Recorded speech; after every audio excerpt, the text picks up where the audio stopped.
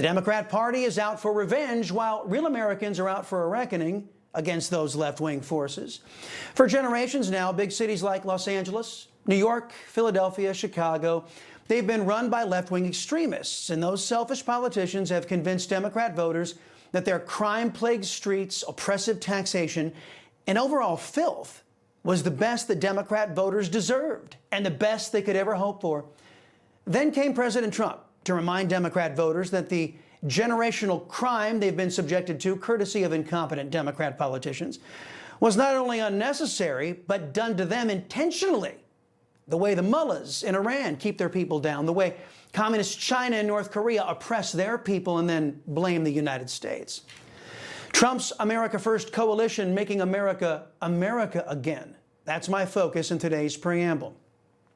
On Truth Social over the weekend, the president retruthed a meme depicting him as a character from the 1979 epic Apocalypse Now. The meme, called Shipocalypse Now, in reference to Chicago and the federal government's imminent surge to clear out criminals that are breaking federal law in a town those criminals found refuge courtesy of Democrats.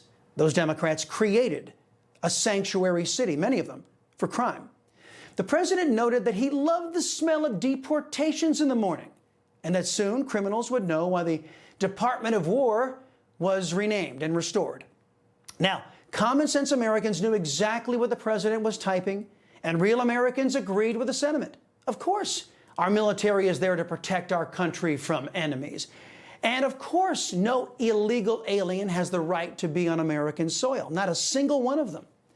But the biased press and the Democrat Party melted down over the president's targeting of criminals. The press was so desperate to protect those criminals, they asked absurd questions. Fake journalist Yamiche Alcindor, she is the one who allegedly asked President Trump if he was going to go to war with Chicago. Watch. That's fake news. When you say that, darling, that's fake news. Well, why would you the Department of Defense? Listen, be quiet. Listen. You don't listen. You never listen. That's why you're second rate. We're not going to war. We're going to clean up our cities. We're going to clean them up so they don't kill 5 people every weekend. That's not war. That's common sense. The president did a superb job putting a fake journalist in her place. Most of these leftists in the press are all too busy talking and trying to create fake narratives on behalf of the Democrat Party that they never stop to examine the subject at hand or how the subject impacts real Americans. Now, I'm going to add to the president's scorn there. Think of the stupidity of the question.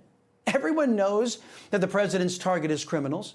So when a leftist reporter asks, "Are you going to war with Chicago?" it suggests that either the left-wing media thinks that the entire city is made up of criminals, or that they're trying to suggest that the president is somehow targeting law-abiding citizens, which is easily debunked by President Trump's success in combating crime in Washington, D.C. In truth, the biased press on behalf of Democrats is running cover for more shady and illegal activity. They want to normalize crime, normalize illegal aliens. So I didn't realize this was such a controversy until the right-wing media started attacking me for using the word. So I Googled the word constituent. The definition of constituent is somebody who is part of a community. Doesn't matter what their legal status is. If somebody is an asylum seeker, if somebody has a green card, if somebody is a U.S. citizen, if somebody lives in the community, I represent them. Constituent does not mean voter. I don't care if none of these individuals can vote for me. I don't give a shit. I care about making sure that the United States government, with our taxpayer dollars, is treating human beings with dignity and respect. So yes. Believe it or not, that's a sitting U.S. Congresswoman. Now, she's not as bad as the Democrat Delia Ramirez, who pledged allegiance to a foreign country, Guatemala. But Congresswoman Ansari there is pledging her allegiance to foreign nationals. She's putting criminal illegal aliens on a level playing field with all you American citizens out there. To my knowledge, not one elected Democrat has condemned either one of those congresswomen. A question for you, my beloved audience. How many of you think Americans elect representatives to represent illegal aliens from foreign countries? Is that the way it's supposed to be? Is that what we expect from our government? Sadly, it's what we get. when some of our people are stupid enough to elect these anti-Americans. But Democrats just don't love and show devotion to foreign criminals.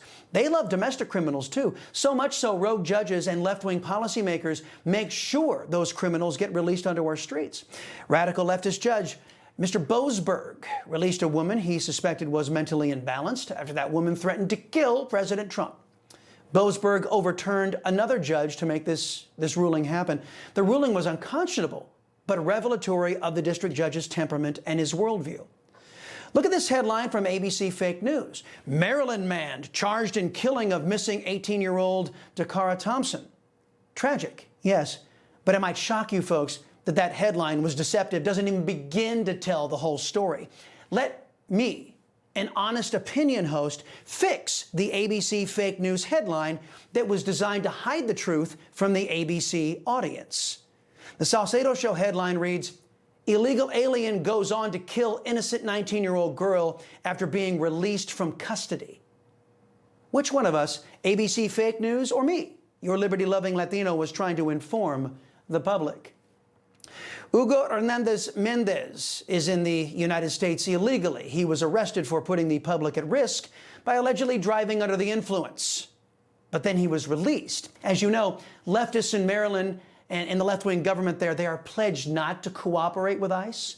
So they let this dangerous illegal alien out. And now the illegal alien is suspected through surveillance video evidence of killing that little girl.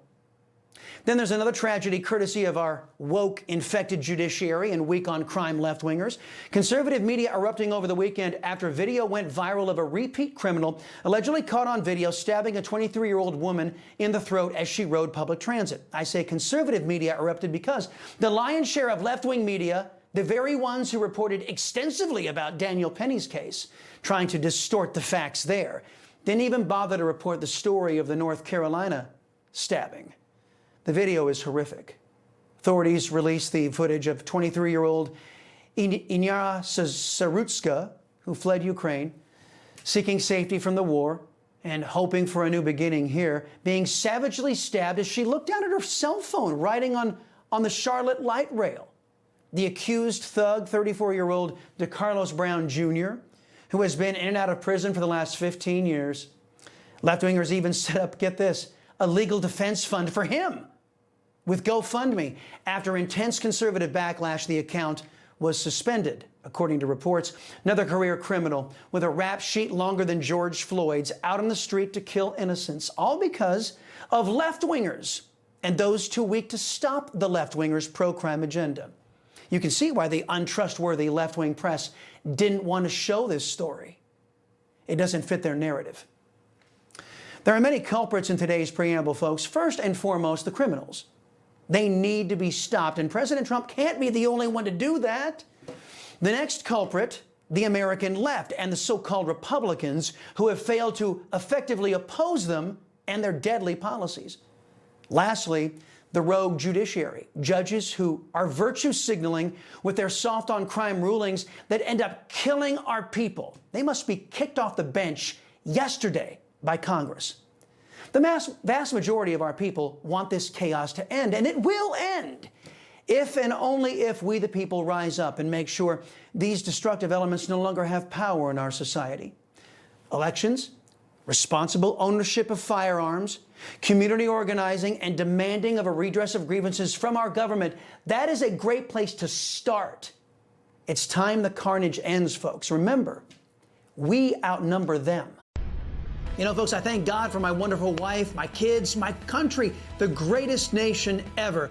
And Americans like you who believe in the truth, the Chris Salcedo Show will never stop fighting for you. The Chris Salcedo Show, for the news you need to know.